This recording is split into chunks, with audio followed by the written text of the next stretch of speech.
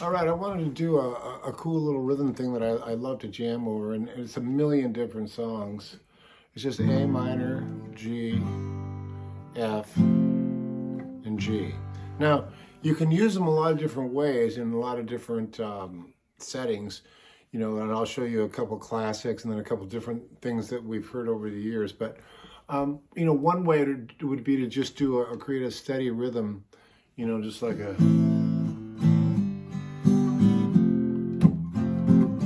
which is reminiscent of a lot of songs. In this case, Jimi Hendrix doing Bob Dylan's fabulous All Along the Watchtower, although he does it in a different key. I picked this key because it's really easy for us guitar players, A minor. It's an easy one to hit. Now, the F chord might be a little bit of a challenge for you, I recognize, but it's one you got to have. So, whether you do it like this, or any number of ways, it's good to get your fingers around that one because you're going to need to use it a lot, and there's no way around it. So if you're, what I'm thinking about for this lesson, I'm thinking about like possibly two guitar players together, a couple acoustics, what to do over this with one person doing a steady rhythm, because I think it's so important for us to remember to set a groove, whether we're playing a song or even if you're just jamming with friends.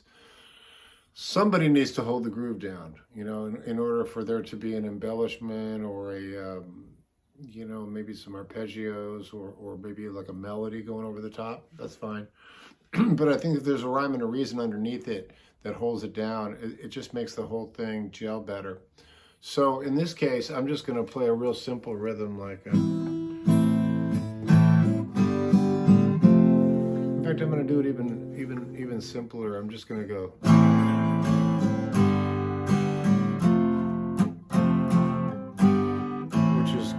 A bare bones version, but so you're just hitting your A minor, your G, and your F, and then your G. I'm not doing anything too fancy with it, really, except that I can show you a couple moves you can do on top of that. So if you got two guitars, you got one guy playing, whatever, like just a steady rhythm like that, whether it's, Watchtower style, we've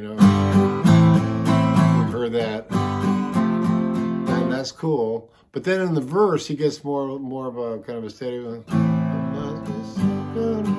Out of here.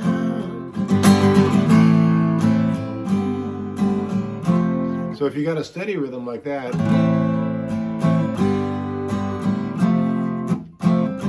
with no big accents or anything, just steady. You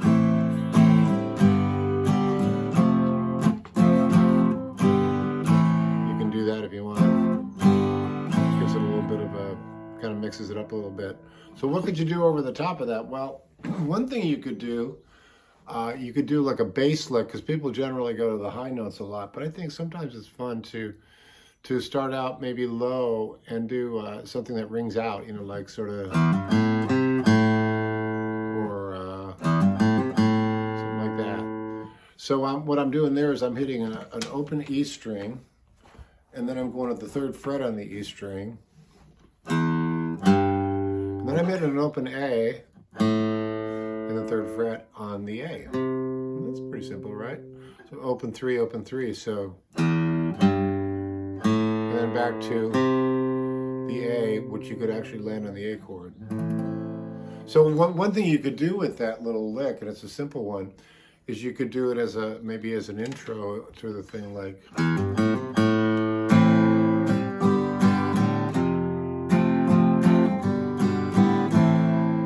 Check it out.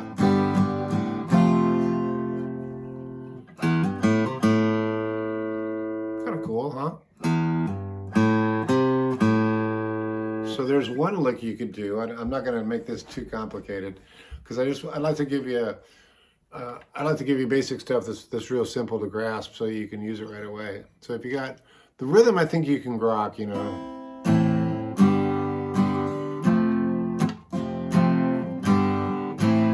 or just simply just steady. That's okay too, because it's gonna take on a rhythmic form eventually. If you play, you might get a little us to our next lick. There's one. That's kind of cool. Now that's not low or high, it's in the middle. And what you're doing is you're hammering on the D string, 2nd fret, and then hitting that open G. And then back to the 2nd fret D. So far we've done and. I think those two actually are compatible, because I think you could use them either or you could alternate them, you know, to do one at one point and then maybe mix it up and do another one. So that would sound something like this. And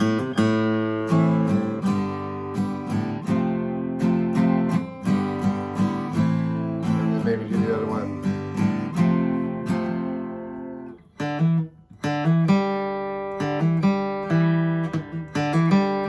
Yeah, that works. Or, yeah, no, I like this. That's nice and simple. So you got, I think those two talk to each other in a way, you know? Yeah, let's go with that. And so now that we've got 2 licks under our fingers, let's do one last lick. And I actually don't know what it's going to be till I do it, but let's see what comes up, and then I'll show it to you. So we're still doing that.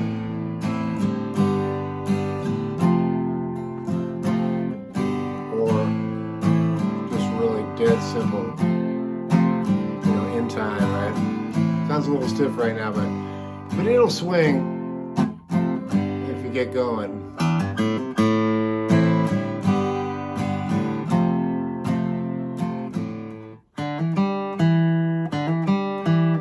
Yeah, that works.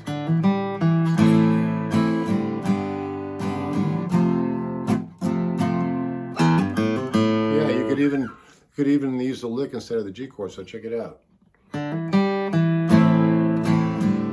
works. And then, okay, and then, ooh, that works, I like that one.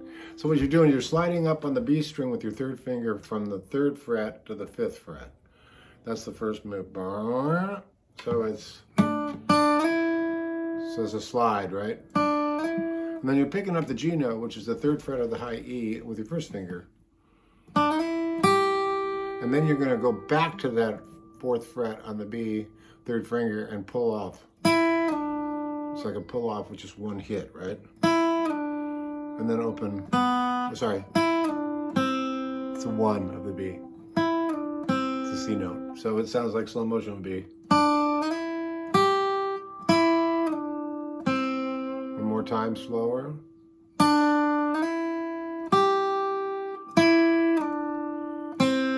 Okay, so now what we've got is we've got our rhythm, be it ever so simple, which is, you know, like I said, a little bit in the Watchtower realm, you know, totally different than Dillon did it, when he wrote it, and a little bit different than Hendrix too, because the Hendrix version has that, you know,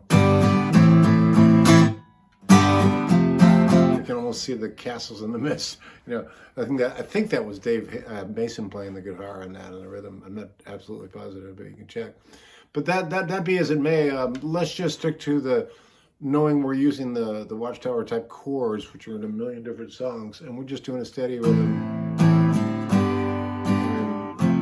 And that's really our home base right there. So now I'm going to do the 3 licks I showed you. So I'm going to start out with this one. So that's the beginning. Did you catch that? And then hit that target note, the A. And then the A minor. So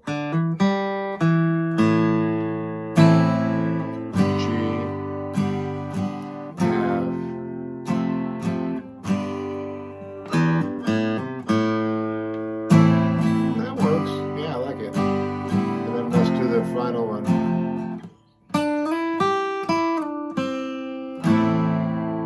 So that you see how those 3 licks are interchangeable, and even where you put them is interchangeable. You don't have to put them in the same exact place. So I'll give you an example. I'm going to play it out now, which I like to do, so that you can see what the possibilities are, and you can also discover your own possibilities, okay? So let's see how this goes. I hope I can pull this off. So here we go.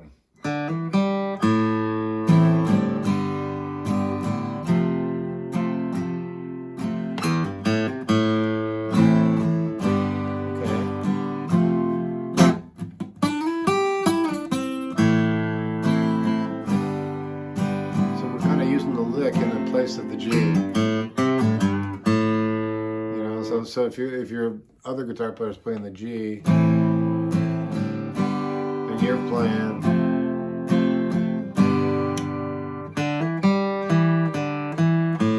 there's that little space between, right? So you can move it around. So.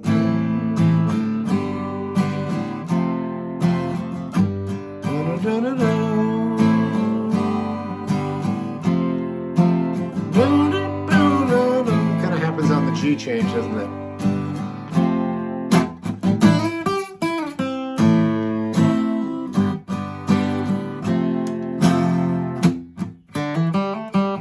Oh, sorry.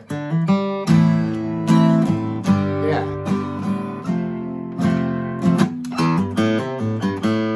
That was a little bit different, but you get the gist of it, I think, is you can bounce on those strings, bounce around from the.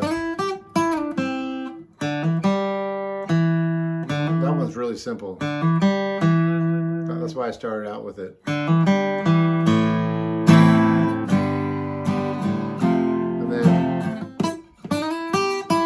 ooh, I like that. And then I'll probably do the low one.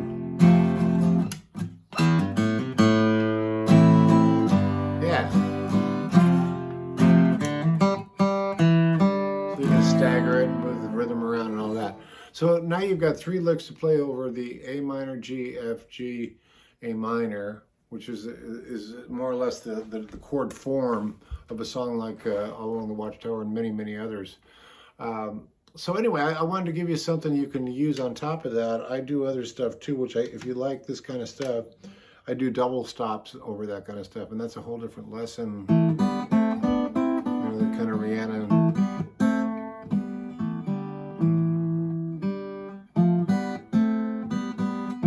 So it's endless what you can do. A minor is a great key for that kind of stuff, though. So I hope you enjoyed that lesson. Hit me up at jimmydillon.com. Love to hear from you, and I'd love to hear any suggestions or questions, or even requests or constructive criticism, whatever you got. However I can do this better for you guys. I'm just putting this stuff out there. So wherever you are, I hope you're playing your guitar and enjoying your day. We'll see you down the road.